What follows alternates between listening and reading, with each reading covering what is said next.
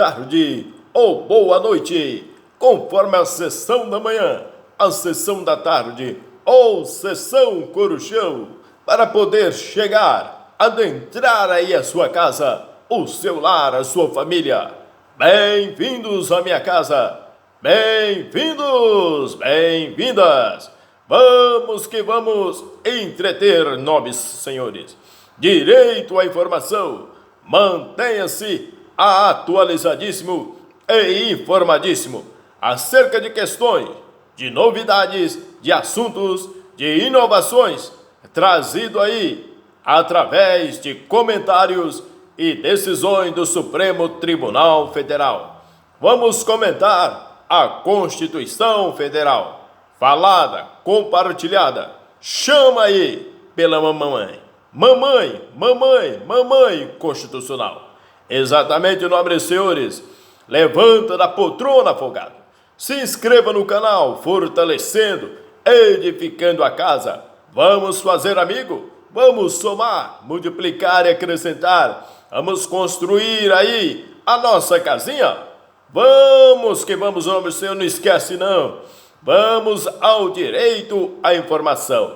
Na cabeça, no caption, manda ver. Vamos, chama aí. Artigo 197 da Constituição Federal.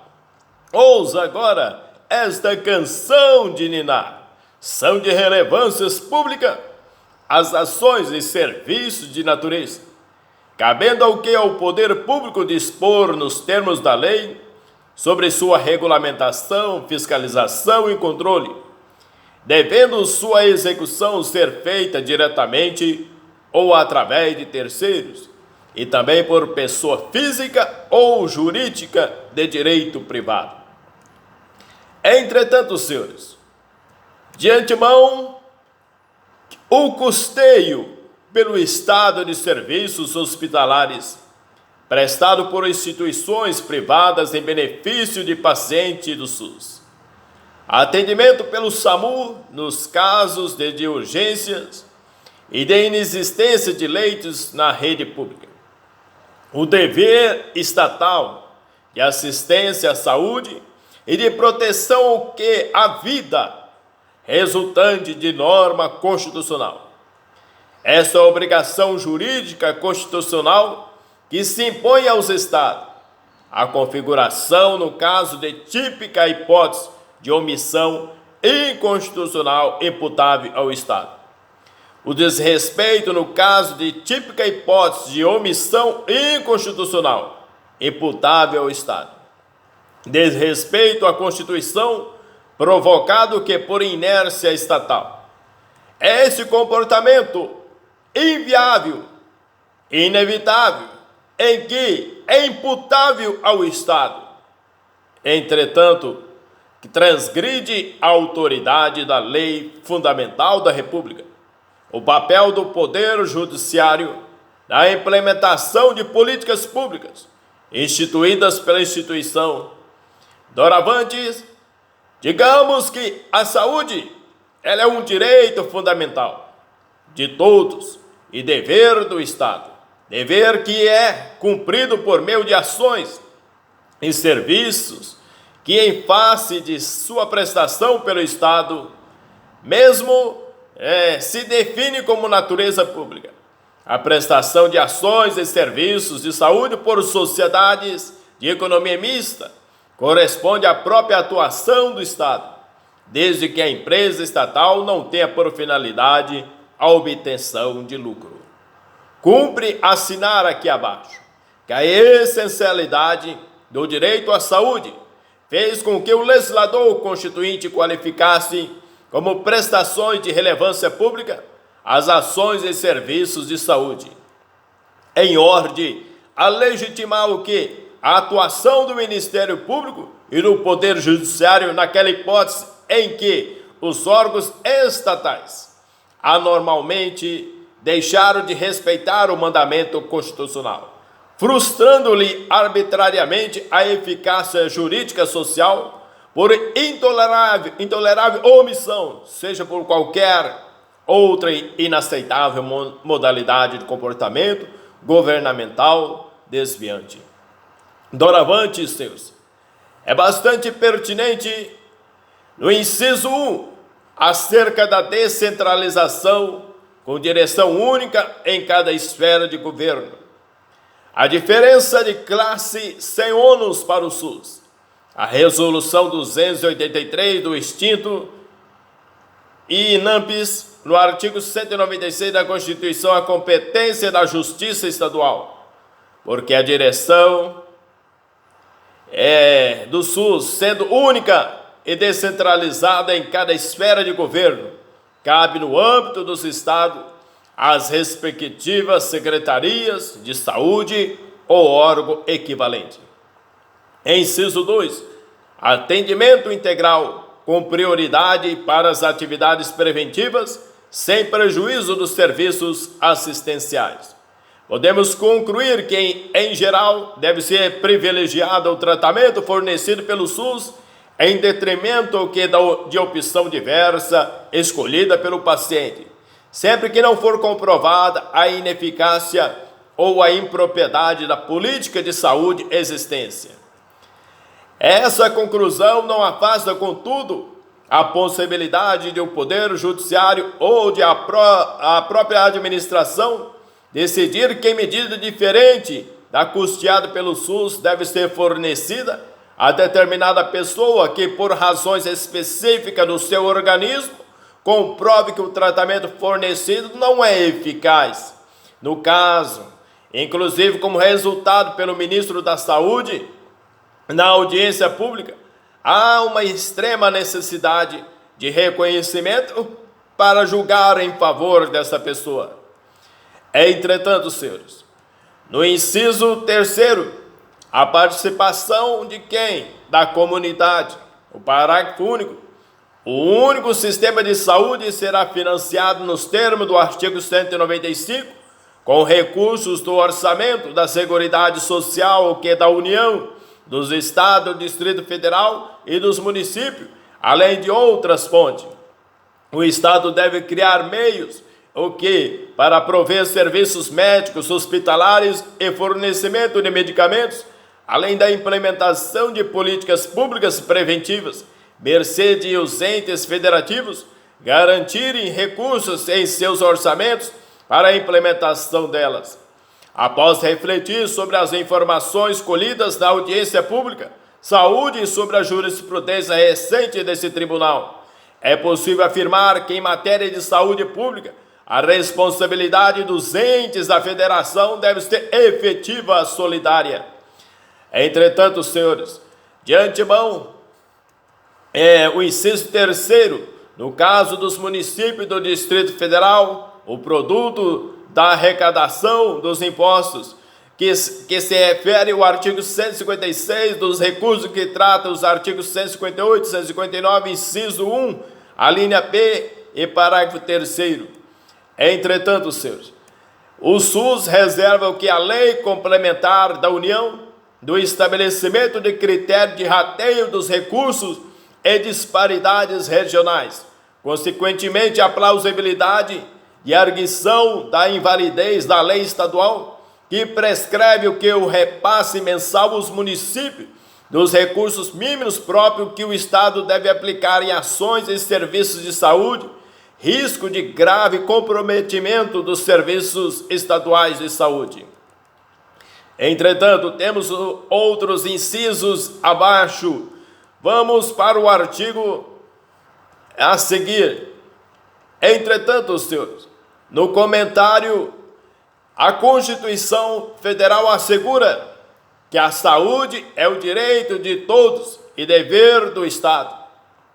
Faculta o que é iniciativa privada a participação de forma complementar no SUS, por meio de contrato ou que seja convênio, tendo preferência às entidades filantrópicas e sem fins lucrativos. Por outro lado, assentou balizas entre previdência e assistência social, quando dispôs o artigo 201, no inciso 1, que os planos previdenciários, mediante contribuição, atenderão à cobertura dos eventos ali arrolados, que fique só que a assistência social será prestada a quem dela necessitar, independente de contribuição à Seguridade Social. Tendo por fim a proteção à família, a maternidade, a infância, a adolescência, a velhice, o amparo às crianças e adolescentes carentes, a habitação e a reabilitação das pessoas deficientes e a promoção de sua integração à vida comunitária, a garantia de um salário mínimo de benefício mensal à pessoa portadora de deficiência e ao idoso que comprove não possuir meios de prover a própria manutenção ou dela provida por sua família. Entre eles temos indigentes e pessoas que nem sequer mesmo tenham documentos, ou analfabetos, ou pessoas desamparadas, ou pessoas abandonadas que infelizmente existem em nosso país.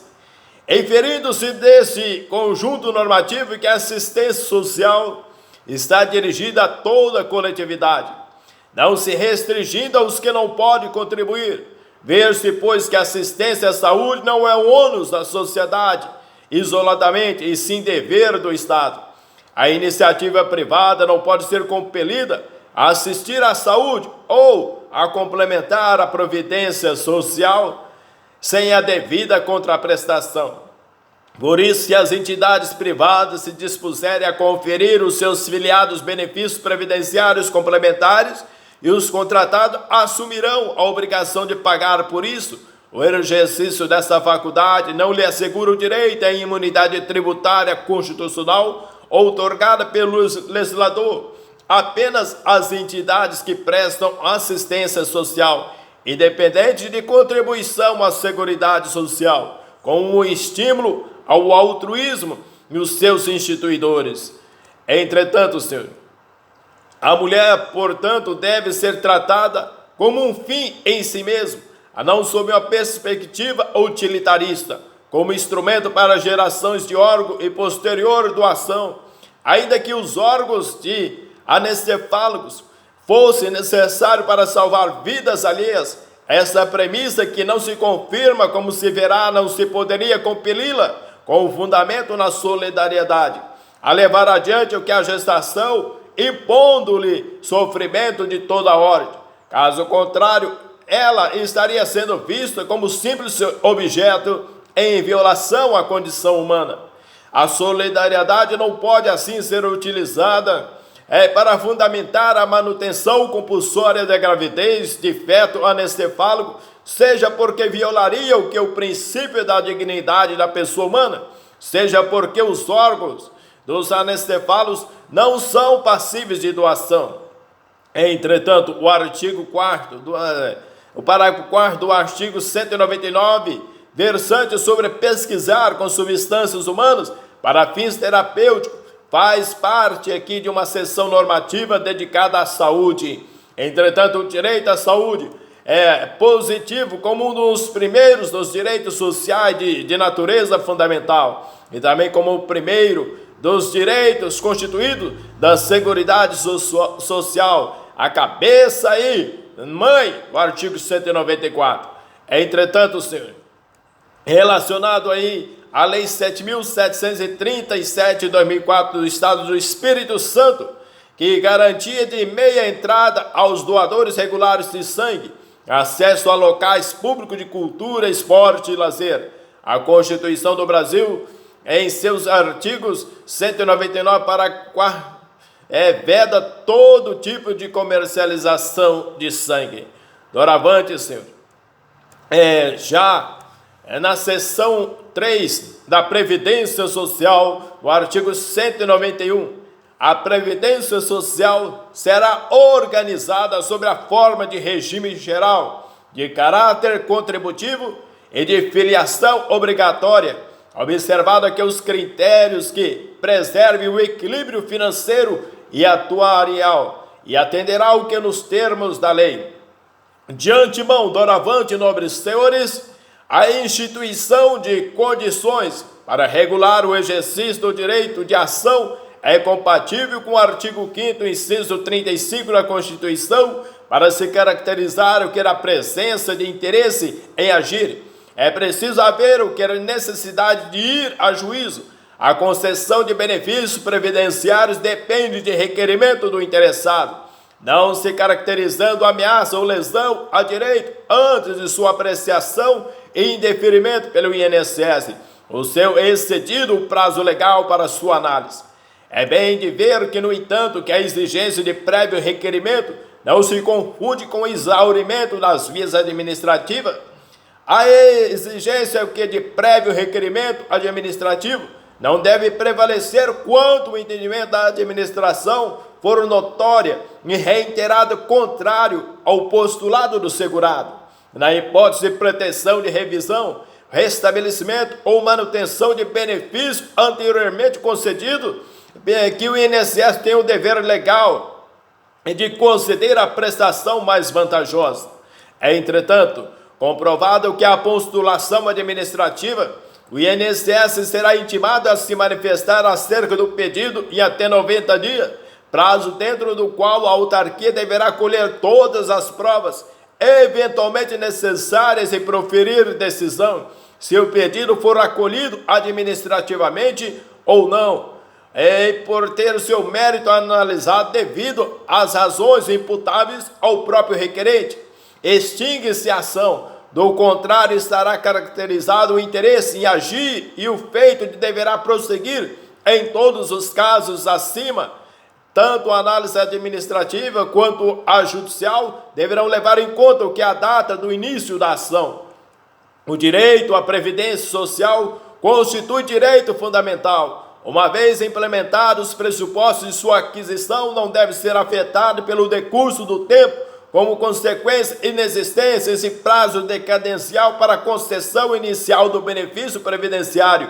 É legítima, todavia, a instituição de prazo decadencial de 10 anos para a revisão de benefício já concedido, com o fundamento no princípio da segurança jurídica, no interesse em evitar a eternização dos litígios e na busca de equilíbrio financeiro e atuarial para o sistema previdenciário.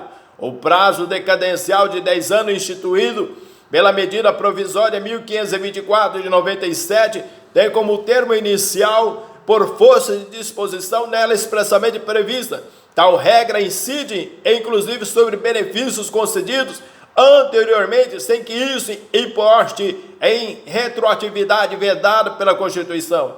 E não existe direito adquirido a regime jurídico não sujeito à decadência. Entretanto, doravante, é pertinente que o caráter contributivo do regime geral da Previdência Social, a princípio, impede a contagem de tempo ficto de contribuição. A Lei de Benefícios da Previdência Social é exceção razoável à regra proibitiva de tempo de contribuição ficto com apoio do inciso 2 do artigo 55 da mesma lei. É aplicável somente às situações em que a aposentadoria por invalidez seja precedida de recebimento de auxílio-doença durante período de afastamento intercalado com a atividade laborativa, em que há recolhimento da contribuição previdenciária. É entendimento esse que não foi modificado pela lei. Entretanto, senhores, de antemão, o INSS, aposentadoria, contagem de tempo direito adquirido, de acordo aí com o parágrafo 3º da Emenda Constitucional 20 de 98, a contagem de tempo de serviço e posterior possibilidade de benefício calculado em conformidade com as normas vigentes antes do advento da referida emenda. A inadmissibilidade, embora tenha o recorrente direito adquirido à aposentadoria nos termos, não pode computar tempo de serviço posterior a ela, valendo-se das regras vigentes antes de sua edição. E não existe direito adquirido a determinado regime jurídico, razão pela qual não é lícito ao segurado conjugar as vantagens do novo sistema com aquelas aplicáveis ao anterior. A superposição de vantagens caracteriza o sistema híbrido, incompatível com o sistema de cálculo dos benefícios previdenciários. Doravante, no inciso 1, cobertura dos eventos de doença, invalidez, morte e idade avançada. Inciso 2, proteção à maternidade, especialmente à gestante. Inciso 3, proteção ao trabalhador em situação de desemprego involuntário, inciso 4º, salário família e auxílio reclusão para os dependentes dos segurados de baixa renda. Segundo o decorre do artigo 201, inciso 4º, da contribuição à renda do segurado preso, é o que? É que deva ser utilizado como parâmetro para a concessão do benefício e não há de seus dependentes. Tal compreensão se extrai o que da redação dada ao referido dispositivo pela Emenda Constitucional 2098, que restringiu o universo daqueles alcançados pelo auxílio reclusão, a qual adotou o critério da seletividade para apurar efetiva necessidade dos benefícios. Diante disso, entretanto, não padece, por exemplo, de vício de inconstitucionalidade. Servidor público associado obrigatório que do Instituto Previdencial a inclusão do cônjuge como dependente após a Emenda Constitucional 2098, a aplicabilidade direta e imediata do que independe da indicação de fonte de custeio, a inclusão do cônjuge pelo servidor como seu dependente para fins previdenciários. A proteção do Estado, a união estável alcança apenas as situações legítimas, e nessas não estão incluídas o concubinato, a titularidade da pensão decorrente do falecimento de serviço público pressupõe vínculo agasalhado pelo ordenamento jurídico, mostrando-se impróprio o implemento de divisão a beneficiar em detrimento da família a concubina. Previdenciária, pensão, pessoa designada, direito intemporal precedente. O óbito do instituidor é o marco temporal para a definição do regime jurídico que está sujeito à concessão do benefício. Entretanto, a inexistência de preterição a direito adquirido da autora de receber benefícios com base em normas não recepcionadas pelo atual sistema constitucional.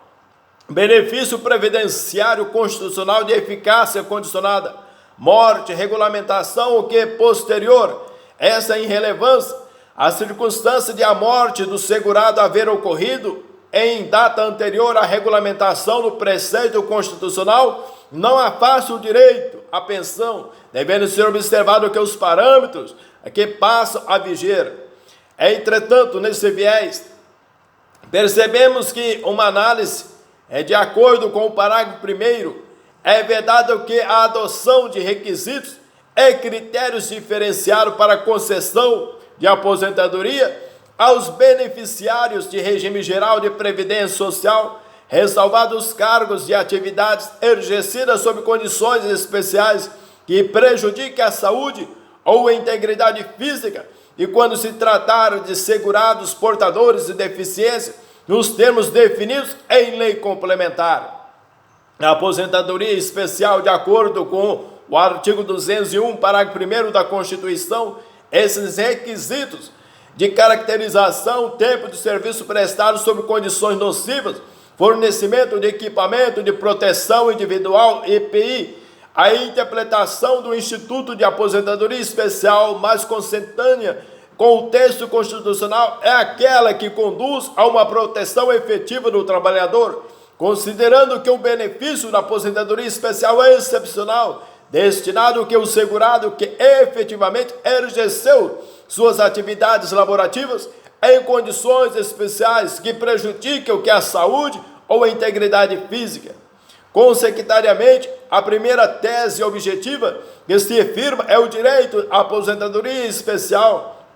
Pressupõe a efetiva exposição do trabalhador a agente nocivo à sua saúde, de modo que se o IPI for realmente capaz de neutralizar a nocividade, não haverá respaldo constitucional à aposentadoria especial. A administração poderá, no exercício da fiscalização, aferir as informações prestadas pela empresa sem prejuízo do inafastável. Em caso de divergência ou dúvida real de eficácia do IPI, a premissa a nortear a administração e o judiciário é pelo reconhecimento do direito ao benefício da aposentadoria especial. E no parágrafo 2º, nenhum benefício que substitua o salário de contribuição ou rendimento do trabalho do segurado terá valor mensal inferior ao salário mínimo.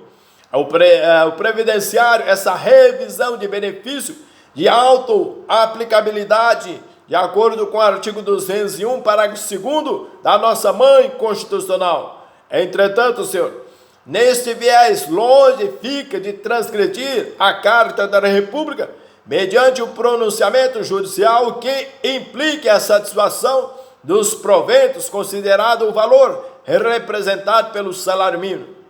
Após a edição das leis de custeio e benefício da Previdência Social, impossível a revisão de benefícios previdenciários vinculados ao salário mínimo.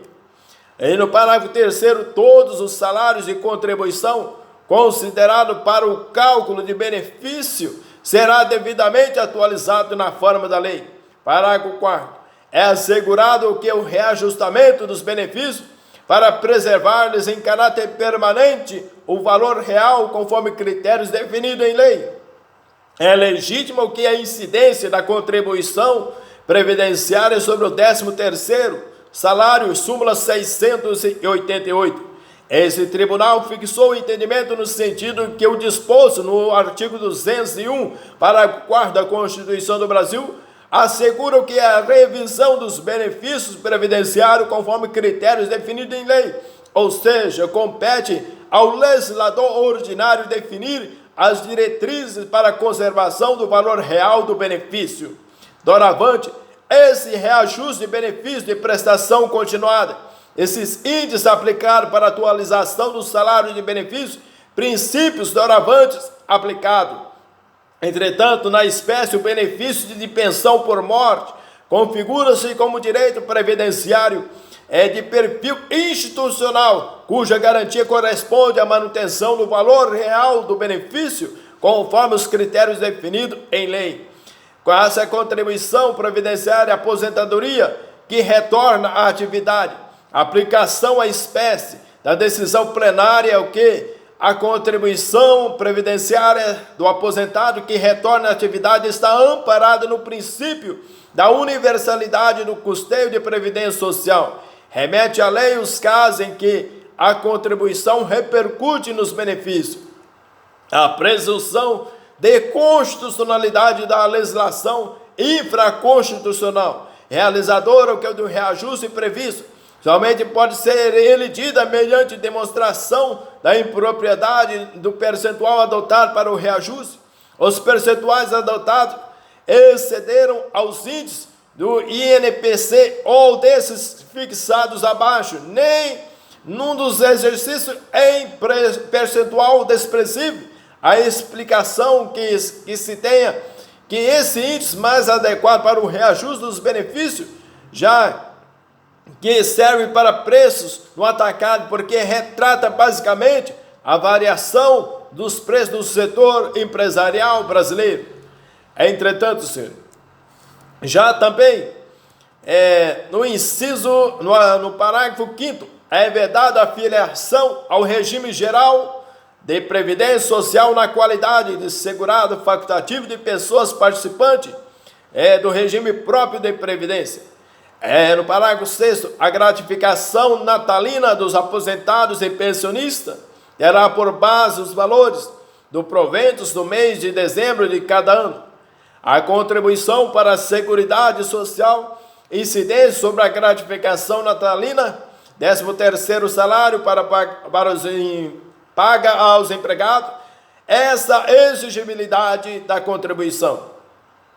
No parágrafo 7º, é assegurado que a aposentadoria no regime de previdência social nos termos da lei, obedecida às seguintes condições. O plenário desta corte, no julgamento de Umadim, entendeu que é constitucional o fator previdenciário previsto no artigo 29, diante essa redação, a aposentadoria concedida com proventos integrais como bem consideração ou preenchimento dos requisitos legais exigidos, essa pretensão de transformação do benefício com proventos proporcionais, impossibilidade. No parágrafo 8º, os requisitos a que se refere o inciso 1º do parágrafo anterior serão reduzidos em 5 anos para o professor que comprove exclusivamente tempo de serviço e exercício das funções de magistério na educação infantil e no ensino fundamental e médio. Entretanto, senhor, no regime anterior à emenda constitucional 1881, a atividade de professor é considerada como especial. Foi a partir, por exemplo, dessa emenda que a aposentadoria do professor passou a ser de espécie de benefício por tempo de contribuição com requisitos etários reduzidos. Entretanto, e não mais uma aposentadoria especial.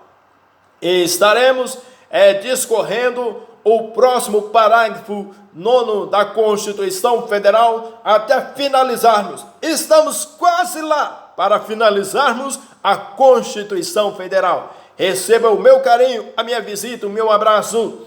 Estou aberto aqui à sua complementariedade. Um beijo no coração.